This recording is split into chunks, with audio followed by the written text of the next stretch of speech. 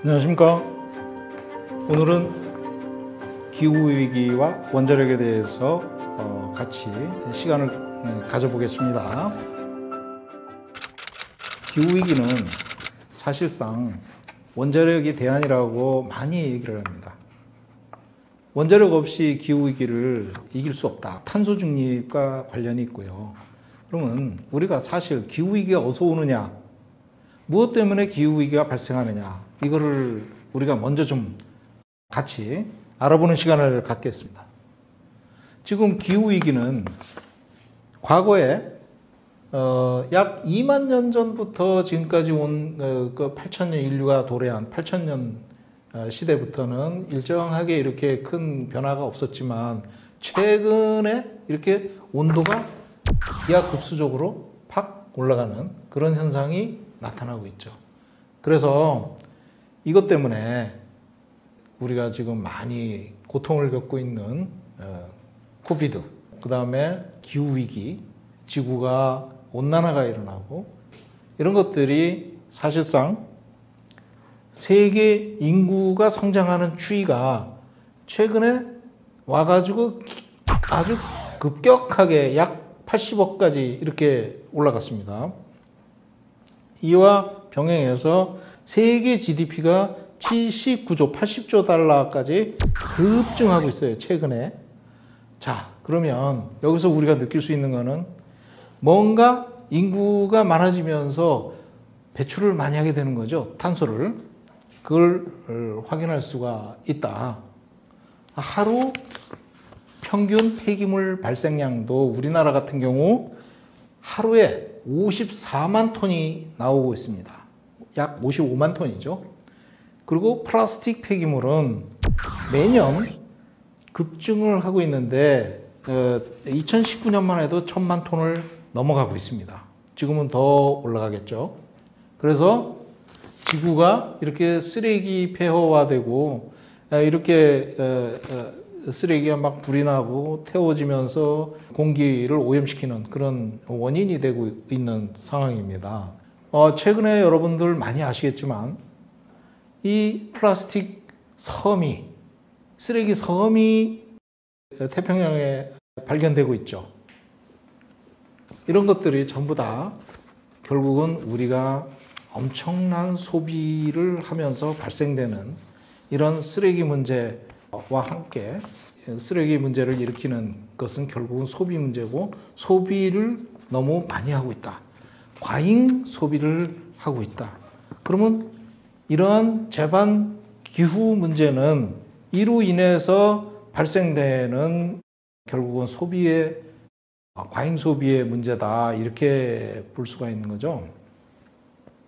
그러면 우리가 과잉 소비에 인해서 너무 많은 탄소가 발생되고 그로 인해서 지구온난화가 촉발되는데, 과잉 소비의 원인은 무엇이냐, 이걸 또 봐야 됩니다. 과잉 소비의 원인. 그것은 다름이 아닌 기업의 소비주의에 기인한다. 즉 기업은 물건을 많이 팔아야 회사가 성장을 하지 않습니까? 그러면 물건을 많이 팔수록 싸게 많이 공급하고 이렇게 해야 물건을 많이 생산하고 그로 인해서 수치를 확보를 할 수 있기 때문에 그런 거죠. 근데 아이러니하게 우리가 이런 싸고 기업의 소비주의로서 우리의 소비를 부추기는 그런 대표적인 기업이 있죠. 그것이 뭐냐?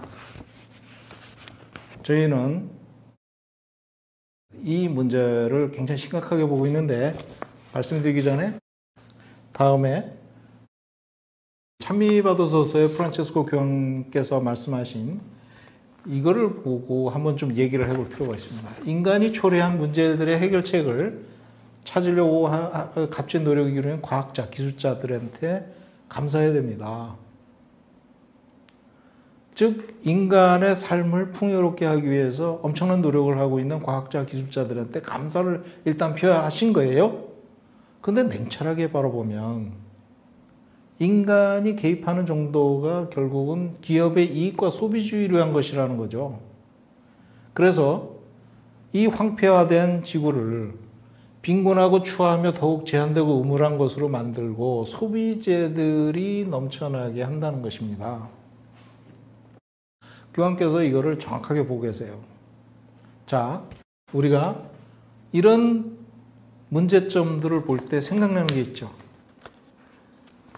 맨날 얘기하는 값싸고 질 좋은 전기를 생산하는 원전으로 인해서 우리가 기술 경쟁력이 생기고 풍요롭게 한다. 우리 삶을 풍요롭게 한다. 값싸고 질 좋은 전기. 자, 의미가 어떤 건가요? 원전이죠, 원전. 원자력 하시는 분들은 모든 말이 값싸고 질 좋은 전기를 생산하기 때문에 우리의 삶을 풍요롭게 하고 국가 경쟁력을 키운다 이렇게 얘기를 해요. 근데 그것으로 인해서 우리가 경쟁력이 생기고 하는 게 아니라 오히려 소비재들이 넘쳐나게 함으로써 우리의 삶을 황폐하게 만든다는 사실을 우리가 직시를 해야 되는데 그거는 빼고 값싸고 질 좋은 전기를 생산한다 하면서 소비를 부추기는 기업 소비주의의 전형이 원전이다. 이렇게 판단할 수가 있습니다.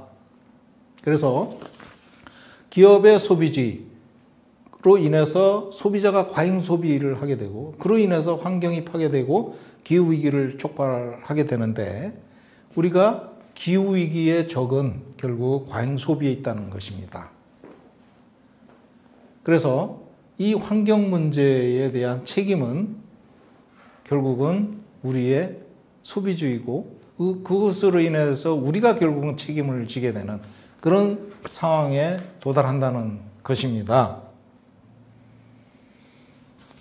이거는 에너지 효율 전략으로 2019년에 나온 에너지 효율 혁신 전략입니다. 관계부처 합동으로 나온 것인데 이것이 2017년에 나와서 2017년 대비 2030년까지 에너지 소비는 이렇게 늘어나야 되는데 이 효율 혁신에 의해서 결국 거의 비슷하게 가고 그로 인해서 목표 수요를 처음에 100만 톤 TOE 단위입니다. 176이 거의 동등한 수준이 175를 주는 그런 목표를 설정을 하고 지금까지 해오고 있습니다. 근데 우리나라는 GDP가 성장할수록 에너지 소비가 점점 늘어나고 있습니다. 근데 다른 나라들은 어떻게 되냐? GDP가 늘어날수록 에너지 소비가 줄어드는 탈동조화 현상이 일어나고 있어요. 그만큼 우리나라는 에너지 효율 문제에 굉장히 취약하게 관리되고 있다. 그럼 에너지 효율 문제는 어디에서 원인을 찾을 수가 있느냐? 값싼 전기의 문제에 근원이 있는 것입니다. 그렇기 때문에 다른 나라들은 특히 독일 같은 데는 우리나라 전기의 3배, 전기요금의 3배라고 하는데 여기는 3배 적게 전기를 또 쓴다. 이런 말씀을 우리가 들었죠. 한전 사장께서 그렇게 얘기를 하신 적이 있습니다. 그럼 무슨 얘기냐? 우리가 전략을 많이 쓰는 소비를 많이 하는 방향에서 소비를 적게 하는 방향으로 가야 된다는 것으로 그렇게 추진해야 되는데 에너지 효율 혁신 전략이 싼 전기요금 때문에 완전히 무력화되고 있다. 그래서 우리가 이제 원자력에 대해서 여러 가지 추진을 해서 이렇게 좋은 점이 많다라고 홍보를 하지만 기후 위기를 촉발하고 있는 것이 값싼 질 좋은 전기다, 소비주의다. 그럼으로써 우리가 기후 위기에 대응하는 에너지원으로서 원자력은 전혀 기여를 할 수가 없다. 그럼 원전이 싸냐? 안전하냐?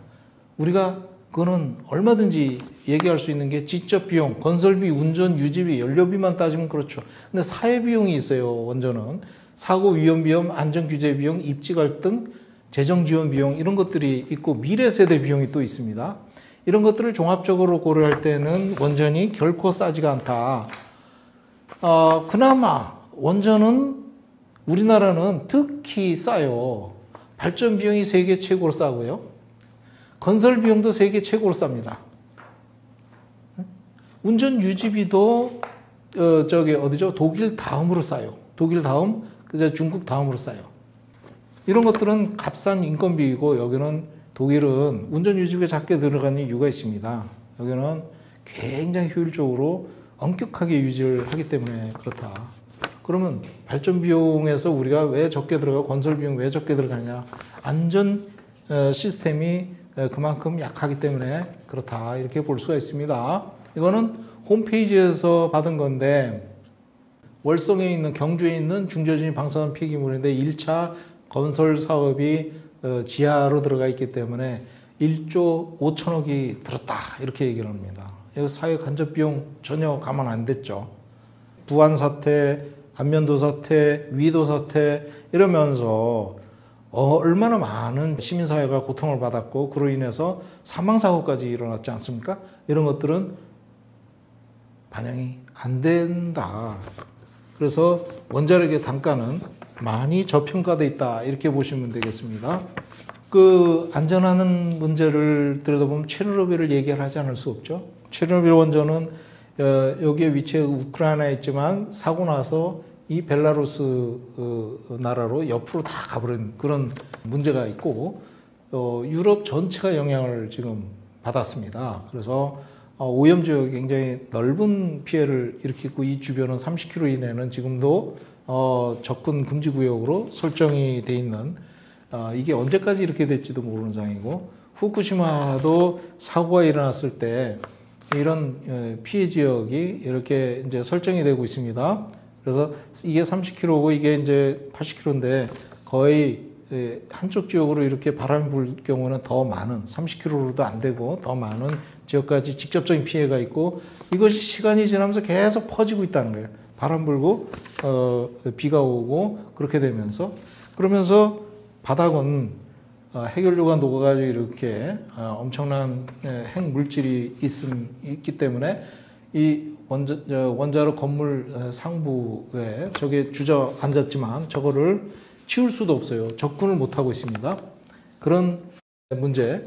또 이것이 계속 냉각을 시켜줘야 되기 때문에 지하수가 올라와서 이거를 냉각시킨 걸 뽑아가지고 정화를 해서 또 보관을 하고 그러면 오염수는 계속 쌓이고 이런 문제가 언제 끝날지 모르는 그런 상황이 후쿠시마 원전 사고다. 한번 일어나니까 이런 문제가 생기더라.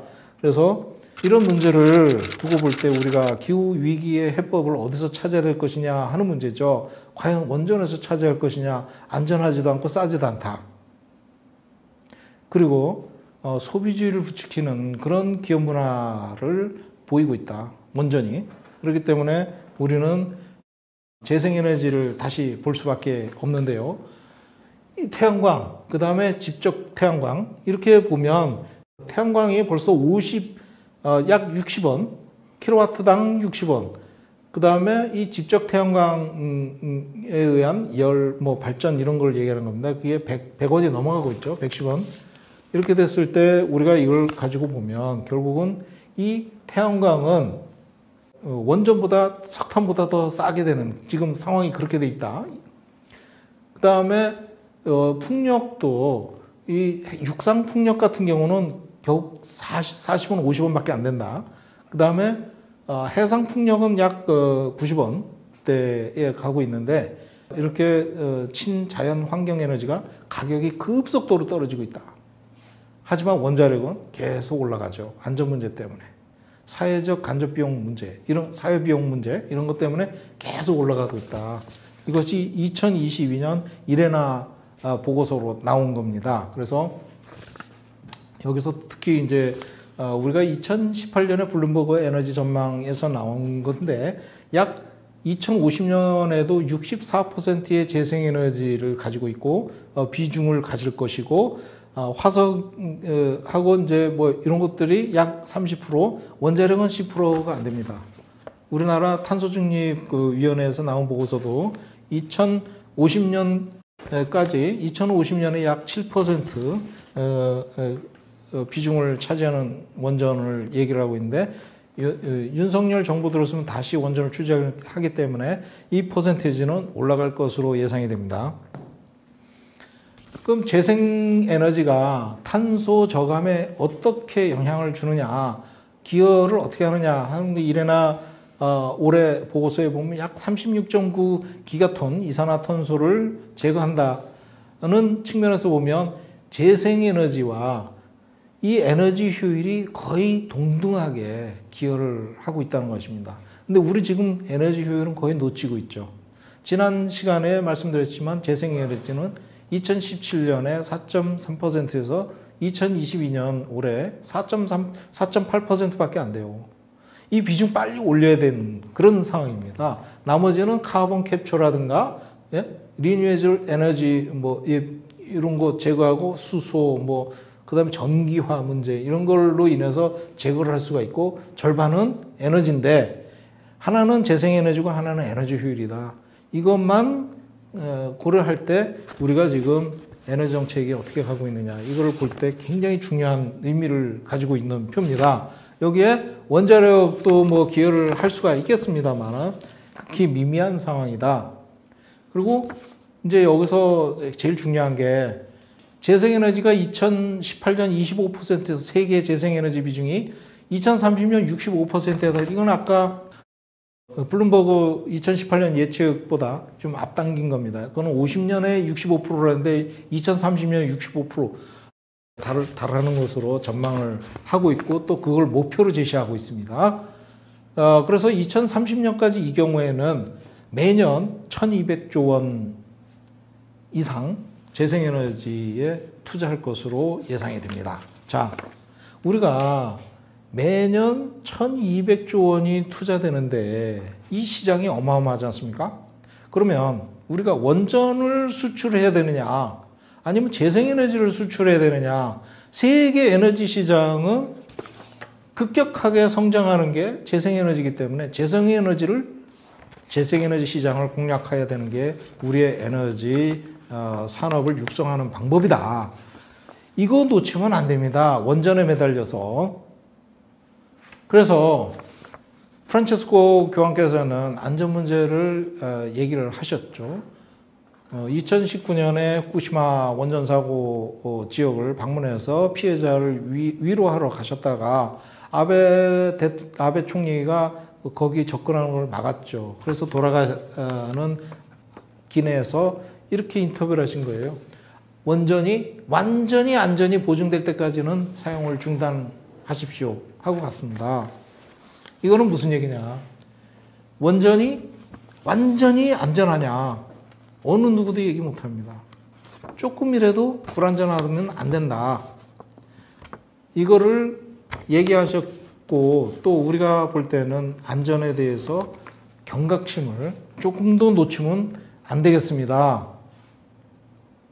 그래서 기후 위기에 기여하는 것은 결국은 재생에너지를 기반으로 가져갈 수밖에 없고 원전은 이 재생에너지가 제대로 역할을 할 때까지 하나의 기여할 수 있는 기간 동안 어느 정도 유지하는 그래서 점진적으로 축소하는 지난 문재인 정부의 에너지 정책이 제대로 가고 있다.